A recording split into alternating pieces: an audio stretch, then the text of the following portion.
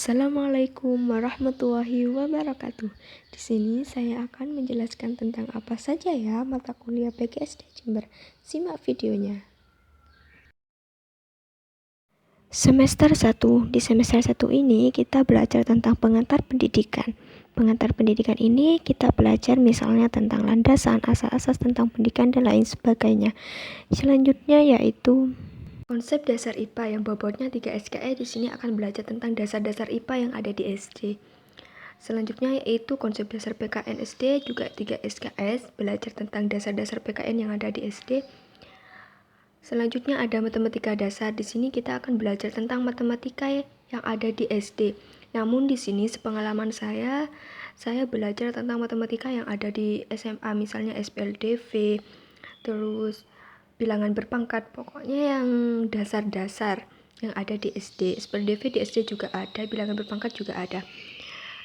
Selanjutnya yaitu ada mata kuliah peningkatan keterampilan berbahasa Indonesia yang bobotnya 3 SKS. Materinya itu berkaitan dengan keterampilan mendengarkan, menyimak, berbicara, membaca, terus menulis. Selanjutnya yaitu ada pendidikan kewarganegaraan yang bobotnya 2 SKS. Terus ada bimbingan dan konseling yang bobotnya 2 SKS. Ini berkaitan dengan masalah-masalah yang ada pada peserta didik, bagaimana caranya mengatasi. Dan yang terakhir, di semester 1 ini kita belajar tentang konsep dasar IPS yang bobotnya 3 SKS, belajar tentang dasar-dasar dari IPS. Di semester 2, mata kuliahnya terdiri dari perspektif global, pengantar teknologi informasi, perkembangan belajar peserta didik, pendidikan IPA, pendidikan Pancasila, belajar dan pembelajaran SD, pendidikan IPS, pendidikan matematika, dan pendidikan bahasa dan sastra Indonesia. Semester 3, mata kuliahnya terdiri dari strategi pembelajaran, praktikum IPA, kajian bahasa Indonesia SD, media pembelajaran, pendidikan kepramukaan, bahasa Inggris, pemecahan masalah matematika, kajian IPSS, manajemen berbasis sekolah atau MBS, dan pendidikan anak berkebutuhan khusus, dan ini diganti dengan pendidikan inklusi. Semester 4. Di semester 4 ini mata kuliahnya terdiri dari pembelajaran terpadu, kedua ada teknik penulisan karya ilmiah, ketiga pendidikan jasmani dan kesehatan, keempat pengembangan dan telaah kurikulum SD, kelima sosiologi pendidikan, keenam manajemen kelas, ketujuh asesmen pembelajaran SD, kedelapan pendidikan lingkungan hidup, ke-9 statistika pendidikan, dan yang terakhir yaitu pengantar manajemen dan kewirausahaan.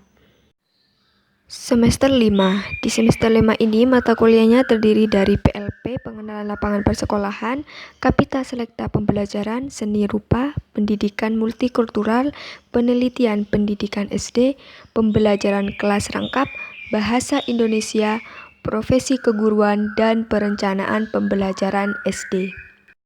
Semester 6. Untuk semester 6 ini, mahasiswa dibagi menjadi beberapa kelompok riset atau keris.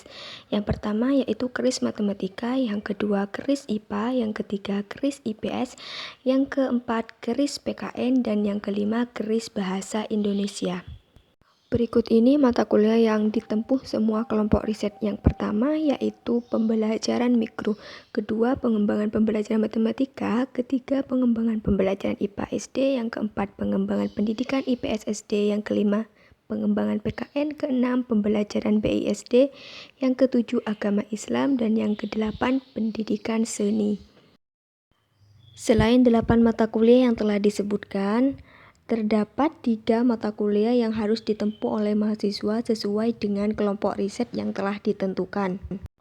Untuk kelompok riset matematika, mata kuliah yang pertama yang harus ditempuh yaitu kajian materi esensial matematika, kedua problematika pembelajaran matematika, yang ketiga literasi matematika.